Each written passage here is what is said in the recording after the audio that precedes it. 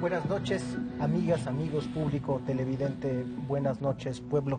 Buenas noches a nuestras invitadas. Nos acompañan hoy invitadas de lujo que saben muy bien del tema amargo que tratamos hoy, que vamos a tratar, el feminicidio. Nacheli Ramírez, presidenta de la Comisión de Derechos Humanos de la Ciudad de México. María Salguero, investigadora, científica, activista, creadora del mapa de feminicidios. Buenas Bienvenida. noches. Y Carla Michelle Salas, activista, abogada, defensora de derechos humanos, en particular de los derechos de las mujeres. Bienvenida. Muchas gracias, Gibran. El tema que nos convoca aquí ha adquirido una centralidad en los últimos meses, quizá sobre todo por las malas reacciones de algunas partes del gobierno del presidente López Obrador, por las reacciones del presidente López Obrador mismo ante la agenda pública que se nos ha impuesto desde la sociedad, desde los medios, y ante el problema en específico de los feminicidios. Ha habido una respuesta errática y ciertos casos han cristalizado la indignación. Sobre todo en las últimas semanas, los casos de Ingrid y de Fátima. Parece ser que no solamente en el gobierno, por una razón generacional también, sino en la sociedad hace falta hacer mucha pedagogía política. Y a veces no está claro, esta es una pregunta que me ha llegado muchas veces en redes sociales y que ustedes la han visto también. Parece que no está claro en qué se diferencia un feminicidio de un homicidio.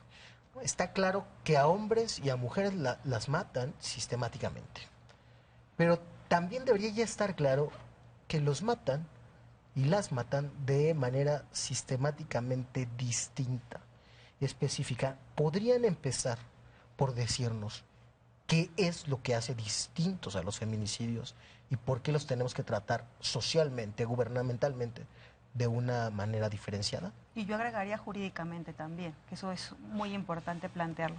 Bueno, si me permiten. Bueno, decir primero que cuando hablamos de los feminicidios no solamente estamos hablando de la privación de la vida de una mujer, sino estamos hablando de que hay varios derechos que se están vulnerando al asesinar o al privar de la vida a una mujer. A diferencia de los hombres, las mujeres son asesinadas, primero hay una diferencia importante por quiénes. ¿Quiénes son las personas que principalmente están privando de la vida a las mujeres en este país? Y debemos de decir que son las personas más cercanas a ellas. Y estamos hablando de sus parejas sentimentales, amigos, esposos, gente cercana o con la cual tenía algún vínculo, principalmente familiar. ¿Sabemos como qué porcentaje de parejas son Eso puede variar, pero a nivel nacional tenemos el 80% de personas que privan de la vida a una mujer son hombres cercanos a sus vínculos familiares. Eso es un elemento muy importante. Segundo, ¿cómo son asesinadas las mujeres? El feminicidio en muchos de los casos se presenta como la culminación de una serie de violencias. Esas mujeres probablemente ya habían denunciado esa violencia previa que sufrían a manos de sus agresores, las autoridades no investigaron, no actuaron y esas mujeres se quedaron en absoluta desprotección. Por eso, cuando nosotros hablamos de feminicidio, siempre establecemos esa responsabilidad por parte del Estado, porque no solo, cuando nosotros decimos si una mujer es asesinada en un contexto feminicida, ese feminicidio era prevenible, era evitable. Esa mujer fue asesinada porque el Estado falló, ya sea en tener políticas públicas adecuadas o porque tenía una medida de protección y la autoridad no verificó que esa medida de protección se cumplimentara o simplemente no se cumplimentó, o esa denuncia simplemente pasó, digamos, se puso en el cajón de asuntos que no importan, como ocurre con la mayor parte de los casos de violencia. Muchos de los casos ya tenían expediente. Absolutamente. Entonces, ese es otro elemento, ¿no? En qué contexto se da, quiénes la cometen y las edades. Eso me parece también un elemento muy importante. Cuando analizamos, por ejemplo, los asesinatos de hombres, y eso nos lo podrá profundizar María, lo que nosotras nos damos cuenta es que quienes privan de la vida a los hombres en este país son otros hombres. Que eso también hay que dejarlo sobre la mesa. Otro elemento son las edades. Generalmente lo que está pasando en este país es que los hombres son asesinados por otros hombres en contextos de la lucha armada, digamos, de las disputas entre pandillas, por hombres armados, es decir, los hombres mueren en ese contexto de pelea, de lucha, de enfrentamiento. En cambio, las mujeres mueren en sometimiento. Literalmente en este país, 1 de cada 5 mujeres muere a manos de su agresor. Cuando vemos las diferentes formas que se utilizan para privar de la vida a las mujeres, encontramos armas, sí, de fuego, pero encontramos también armas punzocortantes, encontramos otros métodos crueles, ¿no? Como la asfixia, la sumersión, el ahogamiento y lo que te decía, a golpes. Es decir, las mujeres mueren en esos contextos, no de sometimiento, no de enfrentamiento. Y las edades, tenemos 3 grupos principales, 3 grupos etarios a diferencia de los hombres. Hay un grupo muy importante, el 10%, que conforman las niñas. Y pues el caso de Fátima, decirle al público en general que Fátima es lamentablemente una víctima de muchas más. En el último año el incremento de los feminicidios infantiles fue del 30%, es decir, estamos viendo una situación... En 5 años el doble. Entonces estamos hablando en el país. En el país. Es terrible cuando hablamos del feminicidio infantil. Entonces tenemos las niñas, sobre todo las de primaria infancia, tenemos las mujeres jóvenes y las mujeres adultas mayores, 65, más de 65 años. Y otra característica es pues la crueldad, ya decía, el tipo de armas o la forma en la que son asesinadas las mujeres. Hay un buen número de mujeres que son víctimas de violencia sexual, es decir, no solamente cuando hablamos del feminicidio estamos hablando de la privación de la vida. Hay una violencia antes o después. Es querer eliminar o anular cualquier rasgo de humanidad sobre esa víctima. Entonces, cuando buscamos o cuando analizamos qué otros derechos se están vulnerando cuando se comete el feminicidio, hablamos de la integridad, la libertad de las mujeres, el derecho a una vida libre de violencia. Si lo pensamos desde una perspectiva penal, es como cuando hablamos de delitos pluriofensivos, como ocurre con la desaparición forzada. ¿Por qué la desaparición forzada y el secuestro no es lo mismo? Porque uno lo que busca proteger es la libertad personal. Y cuando hablamos de la desaparición forzada, son otros bienes jurídicos que se están protegiendo. La vida, la integridad, la libertad. Lo mismo ocurre con el feminicidio. Es un delito, por supuesto, de carácter complejo. María, ¿por qué es diferente?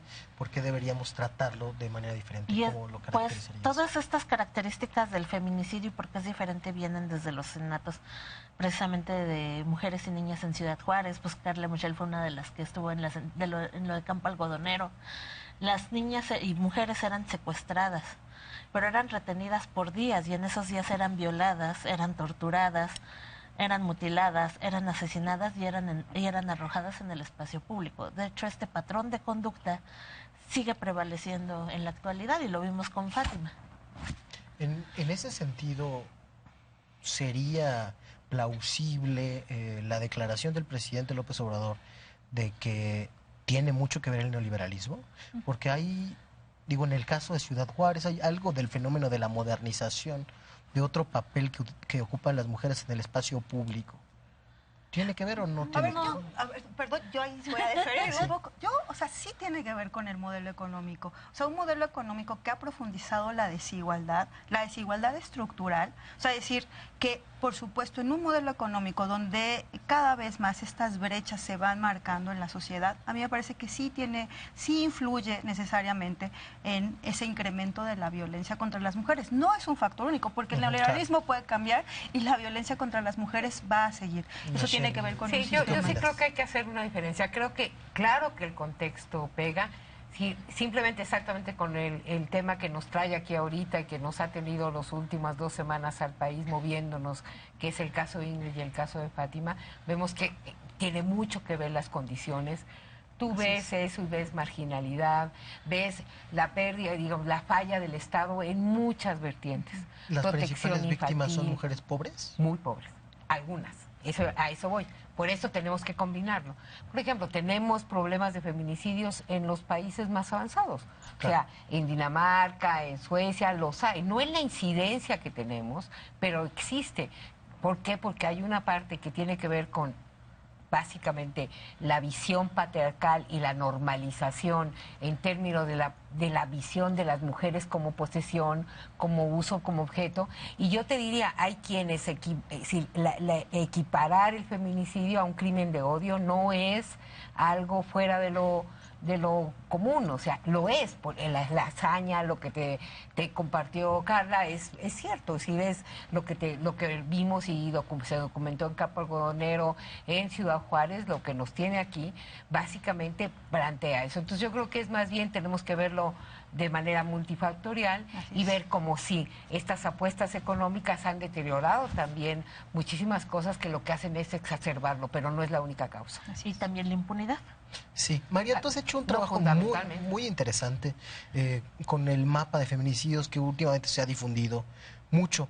¿Nos podrías contar cómo ha variado en el tiempo y en el espacio en México el problema de la violencia contra las mujeres con este particular final brutal que es el feminicidio? Pues, por ejemplo, yo ahorita estoy viendo, hay muchas mujeres asesinadas debido a la violencia armada también, pero hay muchas situaciones de desigualdad. Son mujeres que crecen en situación de desigualdad, en zonas de rezago social y mucha vulnerabilidad. Por ejemplo, el caso de Veracruz de las meseras, mujeres muy jóvenes con hijos que te da indicación de que tuvieron un embarazo adolescente, pero no pudieron seguir estudiando, no obtuvieron un empleo mejor calificado y terminaron en estos bares, trabajando en trabajos estigmatizados como prostitución, bailarinas, meseras, pero por temas de cobro de piso llegan a rafaguear a las mujeres. Cuando hablas de los contextos de criminalidad, ¿te refieres a los estados en los que la guerra es más intensa? Sí, pero también aquí en Ciudad de México hemos tenido estos patrones y ellas no necesariamente están involucradas en temas de crimen organizado. También hay otro patrón que se ha incrementado a últimas fechas, que son mujeres asesinadas por el simple sentido de pertenencia hacia sus parejas. Mira un caso en Ciudad Juárez, van por el oponente, estaban sus hijas junto a él, las acribían a las 3, de 14, 12 y 4 años. Antes de matarlo a él. ¿O a él lo levantaron, pero vio cómo ejecutaban a sus hijas. Para castigarlo a él. Ajá. Y se les llama feminicidios por pertenencia al enemigo. Es un patrón que ha identificado Naciones Unidas desde las guerrillas en Colombia y Centroamérica.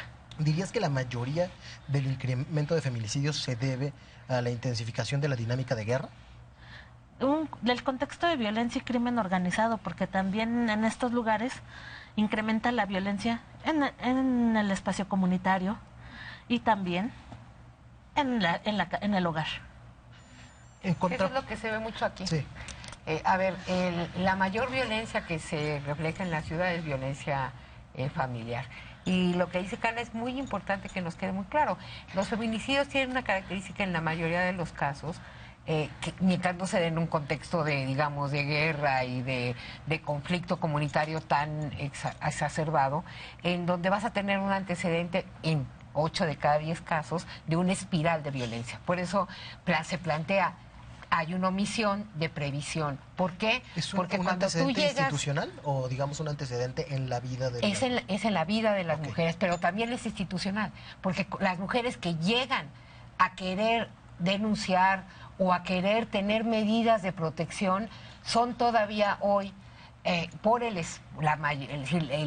Estado no comprende, no abarca y entonces no emite las medidas, minimiza la violencia y básicamente la normaliza, ¿no? Dice, pues no vengas, mejor para qué denuncias, mejor regrésate, porque además luego te vas a contestar y piensa en tus hijos y etcétera, etcétera. Entonces, básicamente lo que nosotros decimos, a todas estas violencias se agrega algo que se denomina violencia institucional, que es la que con estas omisiones recrea el propio Estado, ¿no? Bueno, y la violencia institucional se manifiesta de diferente forma, supongo que geográficamente. ¿Cómo está distribuida esa violencia institucional? ¿Cuáles son los estados más reacios a investigar? Yo ahí no diría, yo en realidad agarraría parejo. Sí, o sea, todos los yo estados. también.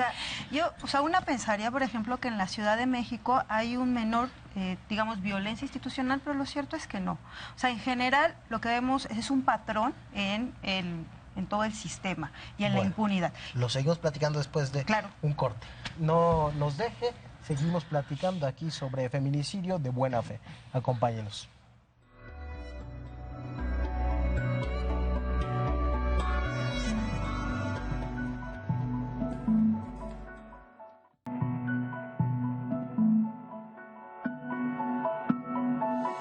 Gracias por seguir con nosotros. Estamos conversando con Nacheli Ramírez, con María Salguero y con Carla Michelle Salas sobre feminicidio.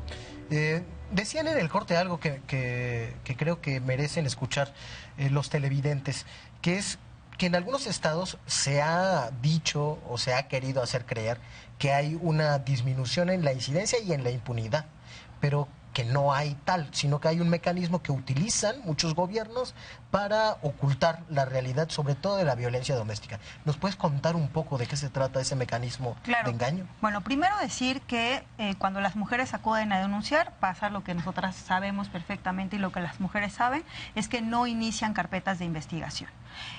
Simplemente se niegan a tomarle la denuncia a las mujeres y las mandan a que resuelvan el problema con sus parejas. Esa es una de las prácticas, lamentablemente, que sigue siendo pues el común denominador. La otra es que tampoco inician carpetas, cuando inician algún tipo de registro no lo hacen como una carpeta de investigación, sino lo hacen como un registro de atención, lo que en términos estadísticos te va a reducir la incidencia. Y de pronto cuando tú solicitas por acceso a la información los registros administrativos junto con las carpetas de investigación, pues te das cuenta de que incluso duplican el número. ¿Por qué? Pues porque la violencia familiar es el delito que se comete prácticamente en todo el país, es el que tiene mayor incidencia, mucho más que el robo, que cualquier otro delito, es la violencia familiar. Y debemos de decir que en este país, si bien la impunidad, ese es el pan de todos los días, y pues por ahí las cifras son del 98% más o menos de impunidad por cualquier delito, cuando hablamos de la violencia contra las mujeres, la impunidad adquiere características especiales. Esto que nosotras te decíamos, tenemos identificado que el 80% de los casos de feminicidio lo cometen personas cercanas a la víctima, es decir, personas perfectamente identificadas, identificables. Y entonces la pregunta sería, ¿por qué tendrá que haber impunidad en los feminicidios? Sabemos quiénes lo cometieron y por otro lado, pues está tal cual, ¿no? El cuerpo de la víctima evidencia en sí mismo el crimen. No tendría que haber por lo menos impunidad en ese 80%. Y cuando nos vamos al tema estadístico, pues nos damos cuenta de que no es así, de que el incremento de la impunidad de los feminicidios no solamente es del 98%, sino en algunos estados llega al 99%. Sí, decían en el bloque pasado que uno esperaría que la Ciudad de México, que tiene una historia ya de gobiernos progresistas, actuara diferente en esta materia, pero que no está claro que sea así. ¿Qué nos puede decir, presidenta de la comisión? Mira, creo que aquí hay que contextualizar que lo que tenemos enfrente tiene y hereda lo que es el gran reto, no nada más para la ciudad, sino para el país, que es la Procuración de Justicia, que es un pendiente, ¿no? Y que requiere verdaderamente cambios profundísimos, no nada más nominativos, no nada más necesitamos que sean fiscalías, sino básicamente, y eso es lo que tenemos en las propuestas, por lo menos la de la Ciudad de México, es una gran transformación, que si la verdad es que si lo logramos, vamos a hacer una diferencia que le urge a este país. Entonces, tienes un sistema que requiere cambios profundos, y a eso le metes la perspectiva de género, que entonces incrementa más una impunidad que está en cualquier proceso, y nos los pueden decir, no nada más es con los feminicidios, sino es básicamente con quienes nos enfrentamos, y lo que tenemos es corrupción, nunca la verdad, nunca la justicia y mucha impunidad. Entonces, aquí tenemos el mismo reto. Si tenemos una fiscalía que acaba de empezar a funcionar hace un mes, ya entró en funciones hace apenas 5 semanas, pero que requiere que toda la transformación que esté planteada ahí y todas las herramientas que hay en la ciudad las se lleven a cabo. Es un proceso, desde mi punto de vista, largo. Pero si hay verdadera disposición de hacerlo, estaríamos marcando la diferencia, no nada más con las mujeres, sino en general, con todos los que finalmente en algún momento, por desgracia todavía tenemos que decir, tenemos que ver con la impartición de justicia en la ciudad y en el país. Entonces, es complejo. En el caso de feminicidios, yo ahí soy un poquito, digo, a ver, hay un proceso, estas violencias requieren de un proceso social en donde todos estamos y todas estamos convocados a cambiar la percepción, a dejar de naturalizar, a tener esta perspectiva de otra manera. Pero en el caso de los servidores públicos es una obligación, ¿no? Entonces, si con la sensibilización y las capacitaciones no bastan, pues que se aplique la ley, porque si no la impunidad va a seguir, ¿no? Entonces, por ejemplo, Nosotros encontramos un patrón, y es el caso de Ingrid, ¿no? Encontramos un patrón, que es el patrón de que en casi 4 de cada 10 feminicidios que se investigaban había filtración de información. Y que la filtración no nada más revictimiza, sino impacta directamente con el proceso de investigación, igual. Trastoca el que puedas llegar o no a la verdad, ¿no? Entonces, lo venimos diciendo, hay un patrón, no es un caso, no es excepcional, y bueno, Ingrid nos vuelve a decir, pues no fue, no, sigue siendo no excepcional. ¿Y qué pasa? ¿Por qué no pasa nada? Pues porque no les pasa nada. O sea, porque nadie los castiga, porque finalmente te digo, no es un proceso como el social en donde vamos viendo cómo vamos transformándonos culturalmente, no, aquí es no cumples el protocolo, no cumples lo que tienes que hacer porque ahí está puesto y tenemos leyes y tenemos normativa, pues te vas. ¿Haría falta una purga de funcionarios? Claro que sí, claro, totalmente. Si no hay eso, no vamos a avanzar. Y es que vienen arrastrando malas prácticas desde la administración anterior. Casos en que tenían la evidencia y no la recabaron, la perdieron o la contaminaron.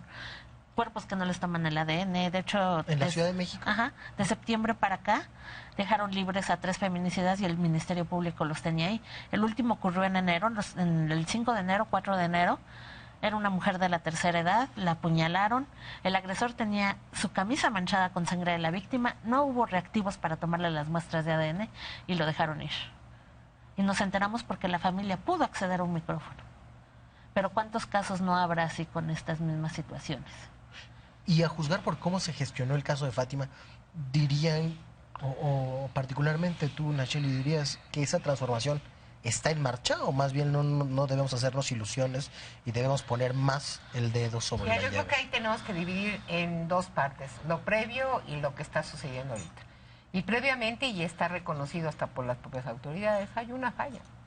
Hay una falla en términos de los procesos de búsqueda, en los procesos de búsqueda reforzada que tenemos que dar cuando son niñas, niños o adolescentes, y ahí está, y tomamos cargo de que hay un protocolo que no se cumplió, que hay otro protocolo que tampoco se cumplió, y que básicamente lo que provocó esto es que las probabilidades de haber encontrado a Fátima con vida se fueron disminuidas a lo que nosotros presenciamos. Eso está documentado, eso implica igual el que se reconozca y el que se modifique. Pero la otra parte tiene que ver cómo vamos juzgando con perspectiva de género, cómo vamos igual protegiendo y cómo vamos viendo además que los feminicidios tienen algo que se llama herencia social. Y la primera herencia social es que las mujeres, todas estas mujeres muertas, tienen básicamente un alrededor en donde son las cuidadoras, son las responsables y que hay un impacto social mayúsculo alrededor de eso, ¿no? Entonces, por ejemplo, aquí tenemos dobles visiones. Está el caso de la propia, que nosotros llamamos víctima-victimario, ¿no? Por lo que sabemos, la persona, si la pareja que supuestamente o que está señalada como la culpable, también tiene que ser ella juzgada con perspectiva de género, porque había violencia. Giovanna, la señalada de cómplice del feminicidio de Fátima. Bueno, en realidad está como responsable directa, no como cómplice. No, está como responsable directa porque ella misma, por lo que sabemos, porque todo se filtró, ¿verdad? Está asumiendo que ella fue obligada reiteradamente por un marido que tenía 3 veces que la había intentado quemar con gasolina. De esos niveles de violencia estamos hablando también, y María hacía referencia a esta parte de cómo también hay feminicidios que tienen que ver con otra perspectiva. Entonces nosotros decimos, estamos viendo cómo se juzga de un lado, cómo se llega a la verdad de la justicia de la otra manera, y lo que pensamos es que ahorita hay una disposición para que se haga y vamos a estar al pendiente de que así sea, ¿no? Si les parece, vamos a ver algunos comentarios de redes sociales o preguntas, a ver si me los puede poner la producción. En Twitter, ¿cómo podemos librarnos de los políticos que quieren colgarse de nuestra causa? Me enoja que estén de carroñeros cuando son ellos los que han contribuido a agravar la violencia contra las mujeres hace décadas. Han cerrado los ojos y se han hecho los sordos, nos dice Leti. ¿Cómo puede lograrse eso? Bueno, primero decir que los feminicidios, justamente lo que mencionaba María, o sea, los empezamos a documentar desde los años 90. desde del 96 empezaron a denunciar, digamos, a nivel nacional lo que estaba ocurriendo en principio en Ciudad Juárez. Es decir, todos esos partidos políticos que hoy están muy preocupados por la violencia contra las mujeres han gobernado este país y claramente, y no tomaron ni se ocuparon de los feminicidios. Lo que estamos viviendo hoy es un proceso precisamente que es producto de la desatención de todos estos años. ¿Y cómo literalmente librarnos? Pues bueno, justamente algo que hemos dicho desde el movimiento feminista es que no solamente estamos en contra de la violencia, sino por el derecho a decidir para las mujeres. Entonces pronto se va a empezar a discutir en el Congreso de la Unión que se garantice a las mujeres el derecho al aborto, y ahí justamente van a tener que tomar distancia de este movimiento que hoy dicen apoyar. ¿Cómo lo evitamos? Híjole, lo veo muy difícil, pero es que es cierto, ellos fueron los que han permitido que esto aumente y ahora se quieren colgar para atacar al gobierno de López Obrador. Y yo creo que no hay que engancharse en esa parte. Creo que estos momentos son momentos de visibilización de algo que en muchos momentos, a pesar de que se ha venido documentando, que tenemos una sentencia que es una sentencia paradigmática para el mundo, como es la sentencia de Campos Monero, que acaba en noviembre de cumplir 10 años, lo que tenemos que hacer es pensar que ahorita lo que tenemos que aprovechar socialmente es la visibilidad, y que quien se quiera colgar, como dice, yo estoy de acuerdo con Carla, pues todo mundo va a caer a su propio peso en el momento en que empecemos a platicar sobre la agenda de género y la agenda feminista. Tal cual. Me decía una compañera investigadora, Gauri Marín, que le preocupa a ella que mucha de la actividad en redes sociales que ha estado teniéndose a partir de la centralidad de los feminicidios en la agenda pública ha sido de comunicadores que tradicionalmente han sido misóginos, y que no solamente enarbolan esas causas, sino que empiezan sí a generar una simpatía por las causas mismas, con la preocupación de que eso pueda quitarle potencia, eso pueda llevarlo por otro lado. ¿Ven este riesgo? Bueno, siempre es un riesgo, evidentemente, ahorita, digamos, debido a la posición y a la respuesta errática que ha dado el presidente, pues ha servido precisamente para que estos grupos se cuelguen. Yo creo que afortunadamente el movimiento feminista está siendo sumamente crítico, sí está haciendo este señalamiento de estos grupos, de estos partidos que se están colgando en una causa que no ha sido su causa durante décadas, y yo creo que pues vamos a dejar que pase esta coyuntura, por lo menos la del próximo 9 de marzo, y después cuando empecemos a discutir verdaderamente la agenda de los derechos humanos de las mujeres, ahí tendrán que dividirse. Porque, insisto, o sea, los feminicidios es la culminación de esa violencia contra las mujeres, pero hay otros temas que son fundamentales, que sí tienen que ver, por supuesto, con el modelo económico, que sí tienen que ver con la justicia social, y cómo en esta distribución de la riqueza las mujeres no estamos presentes, que es ahí donde, bueno, pues van a sacar su verdadera identidad. Pues claro. Yo no veo a Mariana Gómez del Campo apoyando el aborto. No, ni la vas a ver jamás, ¿no? Entonces ahí se van a descarar. Pero podrían tomar este tema y decir que es el único importante y echar a un lado los demás. Claro, pero finalmente, a ver, como te digo, sí creo que más que desgastarnos en esta parte, porque creo que a río revuelto, ganancia de pescadores, y en verdad hay mucha gente que está sumándose a la indignación que pues no estaba en esta agenda ni no va a estar después de que se sume, después del 9 de marzo, no los vas a ver bajarse, ¿no? Ahora, entonces creo que aquí lo importante es la visibilidad que se está dando a algo que sí nos debe preocupar a todos y que tendría que ser una agenda social amplia, ¿no? Y que tendría que resistir el uso político o el uso con otros fines que no sea pues verdaderamente erradicar la violencia hacia las mujeres y hacia las niñas en este país. Total. Bueno, datos de una reciente encuesta del Financiero, de Alejandro Moreno, muestran una preocupación social creciente por el tema de la violencia contra las mujeres. Y tenemos también la novedad, creo yo, histórica en el siglo XXI, de un feminismo de masas que desborda plazas, alamedas, que es cada vez más grande. ¿Se corresponde este crecimiento en la preocupación con el crecimiento de la violencia o responde a otros factores? Vamos a platicarlo después de un corte, si me lo permiten. Seguro.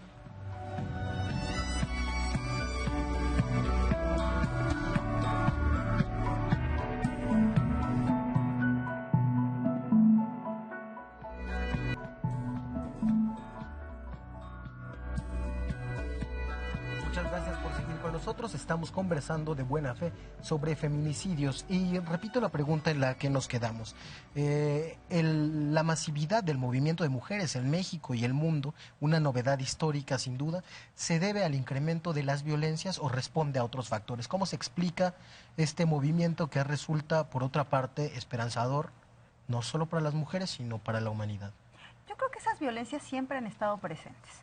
Sin embargo, no teníamos los mecanismos para denunciar, para exigir que se cumpliera, que se garantizara el derecho a una vida libre de violencia. Si nosotros hacemos un recuento, pues es hasta el año 2007 que tenemos la primera ley en este país que reconoce la violencia contra las mujeres más allá del ámbito familiar. Es decir, fue ayer. Entonces, estamos frente a un movimiento que tú bien señalas, masivo, pero además de mujeres jóvenes que están liderando ese movimiento, que están diciendo ya basta, no más, donde no vamos a tolerar, no vamos a dar, no vamos a decir simplemente no pasa nada, sino vamos a denunciar esas violencias y vamos a señalar a quienes las cometen. Eso me parece que es un cambio muy importante, que están, digamos, atreviéndose esas mujeres jóvenes a decir ya no más, a evidenciar esa violencia. Lo que, digamos, lo que decíamos justamente en el corte, nosotras pues simplemente podíamos denunciar públicamente, pero no pasaba nada, no teníamos los mecanismos, simplemente para nosotras era decir, tenemos que vivir en este mundo de hombres y tenemos que abrirnos pasos a codazos. Y en este momento contamos con un marco jurídico que, si bien no necesariamente se cumple, sí tenemos un movimiento que está exigiendo que se respete por parte de todos.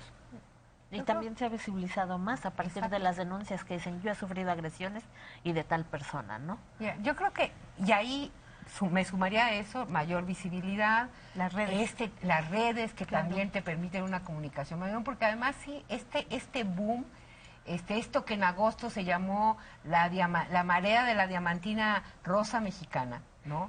Es eso, también es producto de lo que es la comunicación hoy en día y que permite este otro tipo de manera de sumar y masificar. Agregaría además, y lo comentábamos hace rato, en esto hay muchas mujeres muy jóvenes, adolescentes muchas, ¿no? Y que tienen un sentido no nada más de solidaridad, sino de hermandad, que es digno de aprender de él. Yo creo que aquí el gran reto del mundo adulto y del Estado, su gran obligación es cómo aprendemos a escucharlas. Cómo no nos quedamos nada más con que si nos gusta que hagan y pinten los monumentos o no, ¿no? Si entendemos o no muchas veces su enojo y su grito, que a veces nos parece desproporcionado, sino más bien qué nos están queriendo decir, ¿no? Y en esa lógica es una obligación del mundo adulto y del Estado hacerlo. Y es, en verdad, un movimiento que visibiliza y masifica, pero también creo, y ahí agregaría una parte de contexto que es importante tomar en cuenta. Eso está pasando algo con estas generaciones, lo vemos en Chile, lo vemos en Colombia, es una generación de jóvenes en donde les hemos fallado. Totalmente. Les hemos fallado porque tú tienes una generación que creció en el valor del consumo, en el valor supuestamente de la movilidad, y ahora sí, el esquema neoliberal no lo permite. Entonces tú tienes ahí también un enojo social y una falta de salidas para estos, ahí sí, mujeres y hombres, jóvenes, muy jóvenes, a los que les tenemos que dar respuesta de otra manera a un enojo que es muy válido porque no les hemos sabido responder. A las mujeres en la violencia, en la igualdad, pero a los jóvenes, a los varones tampoco. Hay una serie de dolores de larga data, como comentabas, que se han transformado o han venido a entenderse hasta hace unas pocas décadas como agravios morales con perpetradores claros. Después de eso, en la lógica de la construcción de un movimiento político, sigue siempre la demanda, la afinación de las demandas políticas. En ese sentido, ¿hacia dónde va o hacia dónde debería caminar el movimiento de las mujeres, María? Híjole, pues yo espero que logren hacer que el Estado reaccione. Yo creo que ahorita está en manos de ellas, porque antes éramos un grupito muy pequeño que nos manifestábamos contra la violencia hacia la mujer. Y ahorita a ver que ya está en masa, pues te da esperanza, ¿no? ¿Hacia dónde tiene que ir el movimiento o hacia dónde piensas tú que va a ir? Yo creo que sí, por supuesto, hay una exigencia hacia ese Estado que ha estado inactivo, que ha sido indolente más bien ante la violencia que históricamente han sufrido las mujeres y las niñas en este país, pero también creo que hay al interior del propio movimiento feminista, sobre todo con estas mujeres jóvenes, de organización, porque también yo lo he visto con los casos de violencia sexual, decir, vamos a acudir a unas instituciones que nos van a revictimizar, donde no necesariamente vamos a alcanzar justicia, es decir, cómo nos organizamos entre nosotras y encontramos otras formas de reparar, cómo encontramos otras formas también de denunciar, no solamente por la vía penal. Entonces yo creo que en este momento hay también un profundo proceso de reflexión entre esos grupos jóvenes para buscar otras alternativas de hacer justicia. Y decir, no hacer justicia por propia mano, aquí quiero aclarar eso, ¿no? Sino decir cómo buscamos esa justicia que sea verdaderamente reparadora, donde haya centralidad de los derechos de las víctimas y donde las mujeres podamos en esta solidaridad mutua buscar y encontrarnos y reencontrarnos. Creo que hacia allá va, me parece que también ese proceso va a ser largo porque no necesariamente se han generado esos espacios de diálogo, ha sido más bien un movimiento reactivo, ante, yo diría más bien contestatario, ¿no? Frente a esas actuaciones indolentes por parte del Estado, pero bueno, yo veo que hay ciertos grupos que se están organizando para esta búsqueda. Y yo creo que aquí lo que tenemos en juego es nuestra capacidad de escucha, ¿no? La capacidad que tenemos nosotros como obligación de traducir en cosas muy concretas lo que nos están gritando, ¿no? Y pues, ¿qué te puedo decir? Yo trabajando de donde trabajamos, si no trabajamos en la ruta de que siempre hay alguna salida, pues no tendríamos por qué estar haciendo lo que hacemos. Y la verdad sí creo y soy una convencida de que la revolución va a ser feminista. Vamos a ver algunas preguntas más para tener con ellas una ronda de cierre. Muy bien. Pues debemos de cambiar la educación desde la casa y ser un poco más honestos e íntegros. Creo que en eso podríamos coincidir todos. ¿Me dan el que sigue, por favor? Solo la sociedad organizada puede prevenir. ¿Cuántos comités ciudadanos de vigilancia y acompañamiento a menores y mujeres se han formado? Marchas, plantones, pintas, quemas y fiscalías especializadas no previenen. El gobierno puede organizar y capacitar esos comités. ¿Cuántas? Híjole, yo creo que ahí es que seguimos, ya yo lo que he visto ahora en redes sociales y lo tengo que decir, he leído comentarios como de esto se trata entre mujeres y hombres y se trata de... Mira, aquí tenemos, no debemos confrontarnos entre géneros, no ayuda. Ay, bueno, primero, o sea, me parece que es muy importante, por eso yo digo, la señora estadística siempre nos ayuda, ¿no? Para entender quiénes están generando esa violencia. Y eso, además de, digamos, de los procesos de reflexión que hay entre los grupos de mujeres, también tiene que llevar a los hombres a reflexionar entre ustedes. Porque es claro que esa violencia que sufrimos las mujeres en la casa, en el transporte público, en las escuelas, en las instituciones, está principalmente generada por hombres. Eso no es, digamos, una posición radical, es una posición que claramente está basada en datos estadísticos. La mayor parte de asesinatos de mujeres son cometidos por hombres. Claro. En ese sentido, tiene que haber esa profunda reflexión entre los propios hombres. No basta con decir estamos en contra de los feminicidios. Los hombres tienen que reflexionar sobre otras formas de violencia que se están generando en contra de las mujeres, por ejemplo, los grupos de WhatsApp. Hombres que en esos grupos de WhatsApp están constantemente compartiendo packs, compartiendo, sí, por supuesto, fotografías tomadas sin el consentimiento de las mujeres, compartiendo chistes misóginos, no desautorizando la violencia que cometen otros hombres. Me parece que sí, la sociedad tiene que cambiar, en la casa tenemos que cambiar, pero también en la calle, también en las otras instituciones que forman parte de la socialización de las personas. No solamente es una labor, ojalá fuera solamente algo que se puede cambiar en el hogar, sino cambiamos la sociedad y en general esos hombres las estructuras de poder. Totalmente. Y si los hombres no generan esos cambios en sus relaciones con los otros hombres y esa normalización de la violencia, pues simplemente no la vamos a erradicar. Sí. Un último comentario al respecto. ¿Sí? Muy interesante lo que decía el comentario, porque adicional a eso, sí, yo sí creo que tiene razón en el enfoque en algo que también es cierto. Si esto no se puede hacer de atrás de la puerta, que esta es mi casa y aquí lo que pasa acá es privado. Sí. Tiene que hacerse más público y la conformación de redes de apoyo de comunidad es muy importante. Y déjenme compartirles, vamos a empezar acompañando a la alcaldía de Iztapalapa un proceso que generalmente no hacemos en México en general, y es exactamente ocuparnos de trabajar con salud mental, apoyo para la crianza, apoyo para exactamente no permitir las violencias y generar otro tipo de cuestiones que no pueden ser en lo solitario, en los hogares directamente, ¿no? Entonces creo que ahí eso, claro, forma parte de lo que estaba planteando la pregunta, y que es, no van a ser comités, pero tú vas a dar herramientas para exactamente algo que pues estamos de acuerdo. Si no prevenimos, la política pública no se puede adoptar en la de procuración de justicia. Exacto, totalmente. Exacto. ¿Algún último comentario, María? Pues es que ya, regresando a lo que decía ella, pues también ideas desde la iglesia, ¿no? Que vienen así muy arraigadas, ¿no? Muy machistas, muy misóginas, ¿no? Y que las van perpetuando hacia sus seguidores, sus fieles, ¿no? Me encontré el testimonio de un padre agrediendo al movimiento feminista. Y ya hasta les digo, ay, mira, mejor ya ni pelarlo y tratar nosotras de reeducar y de hacer conciencia a los hombres que están en mi entorno, ¿no? Sin duda. A mis amigos, ¿no? Yo, por ejemplo. Sin duda, una tarea de todos. Muchas gracias por acompañarnos. Buenas noches y sigamos esta conversación. Claro que sí.